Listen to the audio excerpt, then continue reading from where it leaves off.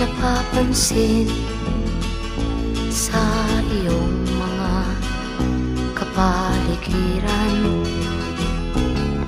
Kay dumi na ng hangin, pati na ang mga ilog natin.